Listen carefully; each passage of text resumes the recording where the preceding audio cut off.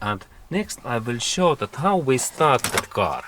First thing is that we have to beat these car keys, and I have two set, and I have to install this my key in this slot in here. I have to press that so deep that it goes totally in there, in that way. And now it's like I can use my thumb, and now it's okay. And in same time, when I install that in here, I have to check in this dashboard that there is no this blinking warning light. Look, this means that we don't have now right key, but when I install this my key in here, I can see soon that this light, this warning light is away. And now I have actually second key is dead, and that's I have to battery is dead, and that's I have to install this first key.